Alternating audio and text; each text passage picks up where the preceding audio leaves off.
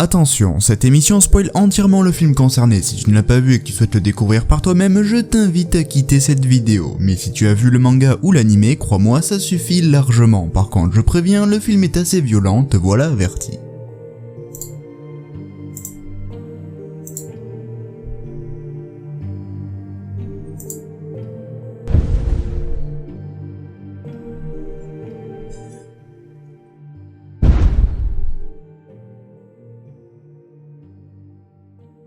Bonjour, Mais je m'appelle tu vas la fermer, oui.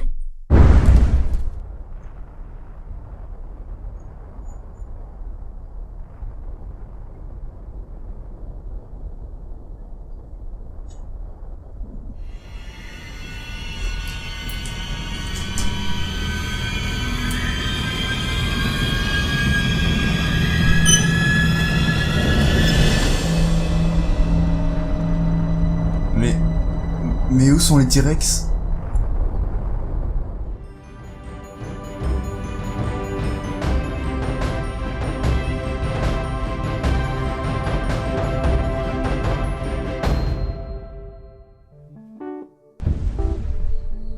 Bienvenue à toi. Oh, tu peux arrêter de marcher quand je parle s'il te plaît? Merci. Donc je suis Zera et aujourd'hui c'est le 3ème épisode de Ciné Rush, l'émission qui rage au film préféré ou pas, et cette fois on s'attaque à l'attaque des Titans en live action.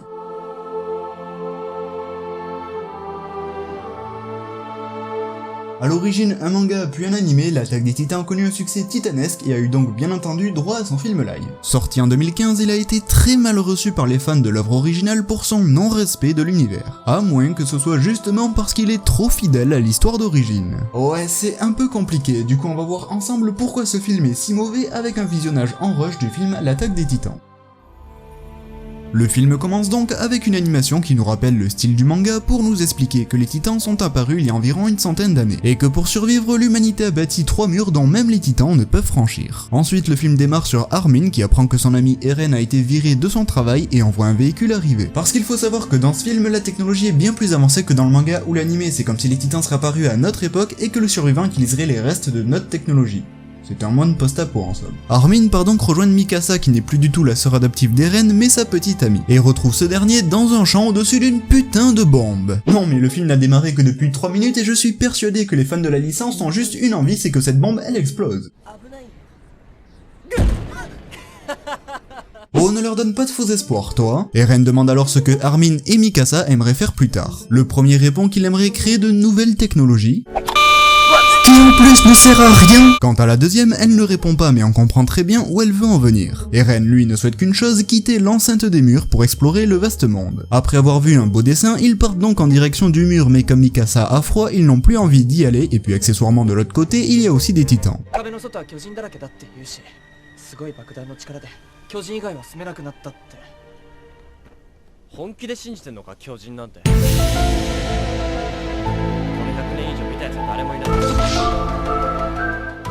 théories du complot, c'est tellement évident de cacher quelque chose d'aussi gros.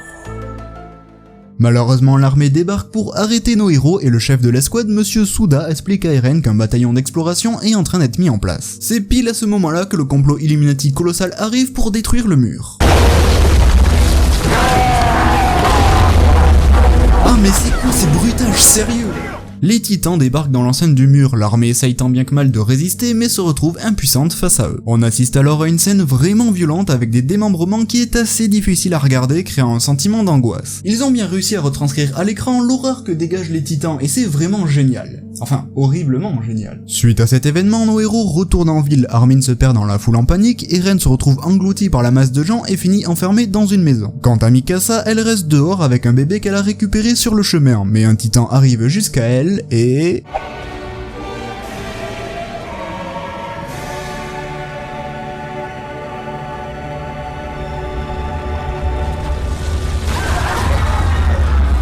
Putain, c'est ultra osé.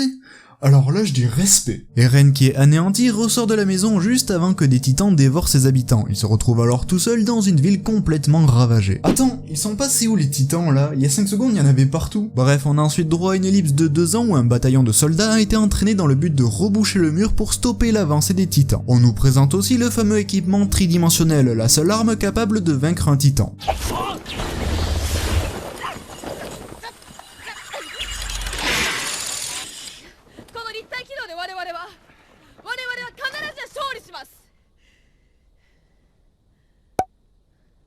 Voilà, je sais que c'est l'équipement de base dans le manga, mais j'ai un sérieux doute sur son fonctionnement dans la réalité. On découvre ensuite que Armin est toujours en vie pendant que des soldats font leurs adieux à leur famille. Pendant la distribution du repas, il retrouve aussi le chef de l'escouade, Monsieur Suda, qui a perdu sa famille pendant l'attaque des Titans. Bon. Oui, je sais, mais je devais au moins la faire une fois. Eren explique alors sa motivation à vouloir exterminer tous les Titans.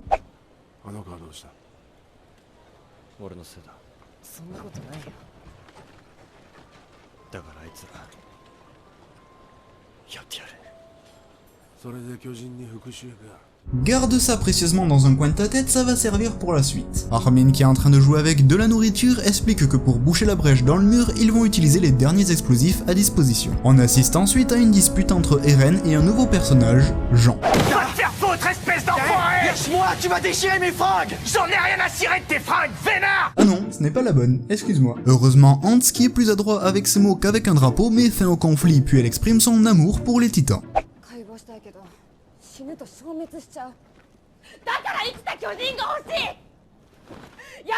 Pourquoi elle s'énerve celle-là? Les soldats se préparent alors à franchir le mur de nuit pendant que les Titans sont moins actifs. Une fois sur la route, ils s'arrêtent subitement pour vérifier les environs.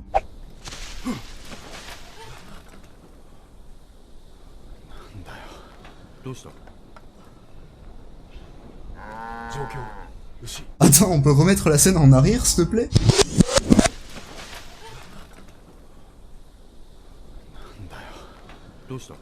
Alors soit tu ne sais pas ce que c'est qu'une vache, soit tu es complètement aveugle, parce que là elle est clairement dans ton champ de vision. L'un des personnages du nom de Hyanna entend tout d'un coup un enfant dans l'obscurité et décide d'y aller sans se poser la moindre question. Eren décide du coup de la suivre et il tombe ainsi sur un bébé titan. Ok, pourquoi pas? Comme tout bébé qui se respecte, il se met à pleurer, ce qui ramène tous les titans des environs. Les soldats commencent alors à paniquer, mais leur gentil chef leur dit de rester calme et surtout silencieux.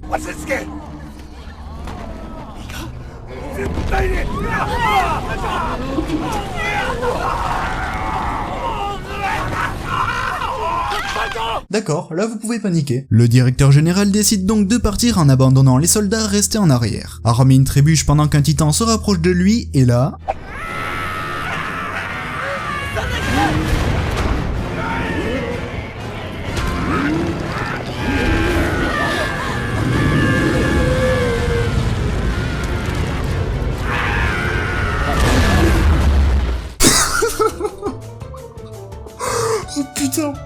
Oh putain, c'était tellement beau! Après cette scène irréaliste, un mystérieux personnage danse tranquillement avec son équipement. Pendant ce temps, les soldats sont toujours poursuivis par les titans, mais c'est alors que débarque le capitaine dansant rival. Shikishima, ce n'est pas la même chose. Tu vas voir. Cependant, un autre titan débarque et une deuxième personne arrive à la rescousse.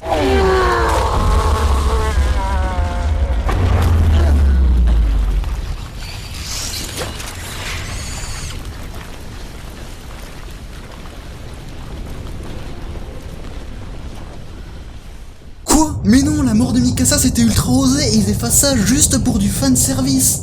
Une fois à l'abri, Eren et Jean commencent une nouvelle dispute. Mikasa intervient alors pour les arrêter, puis s'en va tranquillement. Shikishima, qui lui a vu l'affrontement, demande à Eren de venir le voir.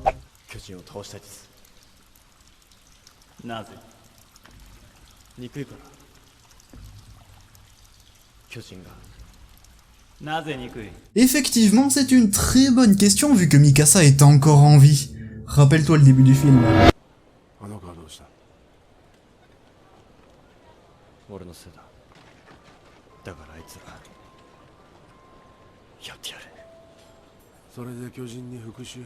Maintenant c'est sûr, c'est beaucoup plus difficile de comprendre la haine qu'éprouve le personnage. De son côté, Armin, qui rêve de créer de nouvelles technologies, est surpris par le directeur général. Ce dernier lui rappelle que la technologie finira à nouveau par conduire la civilisation à sa destruction. Ce qui n'est en aucun cas un énorme spoil pour la suite de l'intrigue. Eren retrouve Mikasa et lui dit qu'il est content de l'avoir encore en vie, ce qui n'a pas l'air d'être réciproque. On découvre alors que cette dernière a été mordue par un titan, mais elle doit avoir mauvais goût parce qu'il ne l'a pas terminé. Ce qui est bien dommage d'ailleurs. Puis le capitaine Shikishima arrive dans la discussion pour faire manger sa pomme à Mikasa. Arrête de penser à ça! Même si en soi c'est clairement sous-entendu. Pourquoi est-ce qu'elle est pas morte, putain? Eren, qui tout d'un coup a envie de faire du bruit, se met à crier, ramenant le premier personnage random du coin, Hyanna, la fille qui entend des voix. Pendant qu'un couple de soldats profite de leur non-intimité sous le regard de Eren et Hyanna, cette dernière lui explique qu'elle a rejoint l'armée pour donner un avenir à sa fille. Elle demande alors à Eren s'il veut bien devenir le père de son enfant, parce que c'est clairement le bon moment, mais un titan arrive.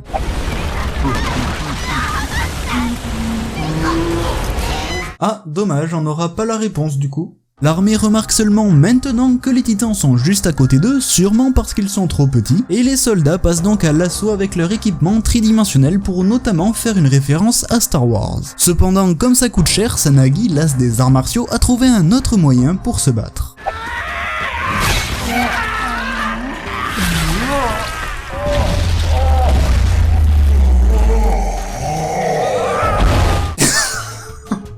Mais ce mec il est juste génial. Malheureusement, le copain de Lil, le couple de tout à l'heure, se fait tuer par un titan. Sa copine en devient alors folle de rage. Au même moment, une mystérieuse personne vole le camion rempli d'explosifs. Lil, en rage, arrive à le récupérer et fonce avec les explosifs sur les titans. De son côté, Eren suit un cours particulier avec Shikishima qui lui permet notamment de vaincre un titan, mais il se fait ensuite arracher la jambe.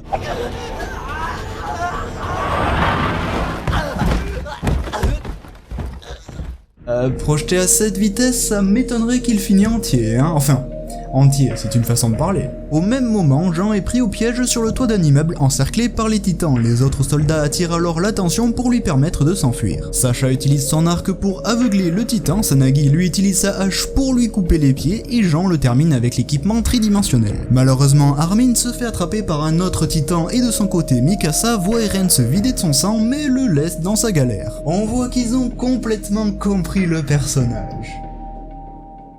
Pourquoi est-ce qu'elle est pas morte ? Les soldats tentent d'aider Armin, mais subitement, Sacha décide de tirer ses flèches au mauvais endroit. Idem pour Sanagi avec sa hache, ou encore Jean qui casse ses lames en attaquant. Ah vraiment Armin, tu n'as pas de chance d'être tombé avec des boulets pareils.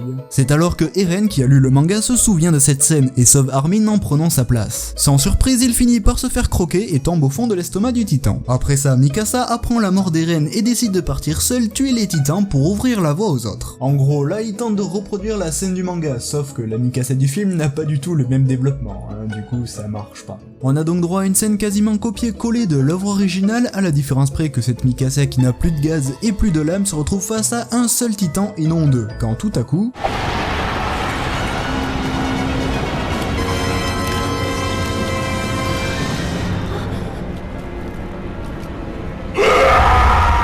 Mais pourquoi dans le film ils n'ont même pas introduit son père et le sérum qui le transforme en titan? Puis je rappelle, ce Eren là il n'a pas connu ses parents car ils sont morts quand il était plus jeune.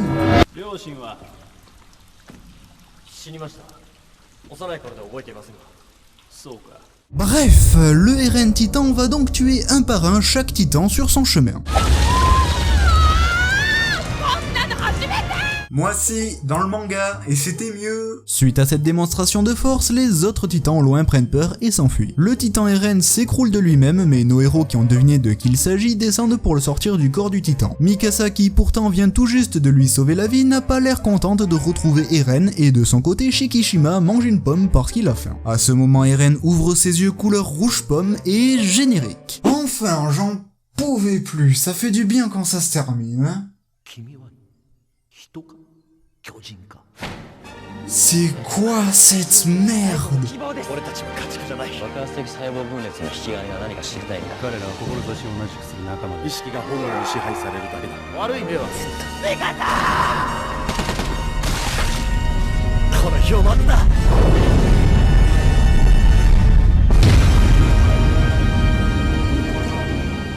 Ils ont fait une putain de deuxième partie, mais à quel moment t'as envie de voir la suite de ce truc, merde?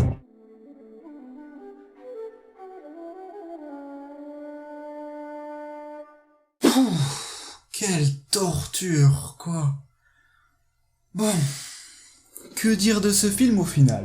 Les 40 premières minutes sont très bonnes, l'ambiance post-apo, le développement des personnages, le maîtrise de l'horreur concernant les titans, et aussi le fait que le début du film s'éloigne pas mal du manga, même si on retrouve bien sûr des thématiques importantes, les titans, les murs, les escadrons, etc. La technologie ou la mort de Mikasa sont de bons partis originaux qui promettent une expérience différente de celle que l'on connaît déjà. La mise en scène aussi est très bonne et arrive à jouer avec le manque de budget, même si les effets spéciaux ont leurs limites, notamment à la fin. Par contre, les gros soucis du film arrivent avec le bébé titan et surtout la magnifique prise de judo de Sanagi dont je ne me remets toujours pas. On bascule d'un film fantastique horrifique à un nanar complètement ridicule. Le retour de Mikasa détruit complètement le développement du personnage d'Eren, sans oublier qu'elle n'apporte au final rien du tout, et le film finit par ne plus faire la différence entre référence à l'œuvre d'origine et copie de l'œuvre originale. À tel point que lorsque Eren devient titan, ça arrive sans aucune scène pour préparer cette révélation. Il semble assez évident que les révélations vont tomber avec la partie 2, mais ça montre surtout un gros défaut au niveau de l'écriture. Et puis entre nous, pour le moment, je n'ai pas vraiment la foi de visionner la partie 2.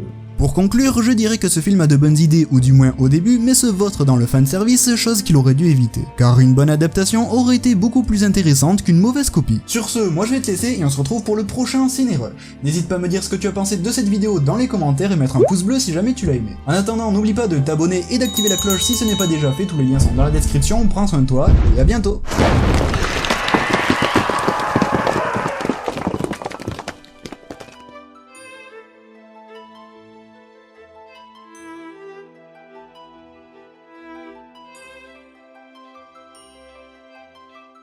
Après... Putain, j'arrive plus à me concentrer maintenant, quoi. Oh, putain.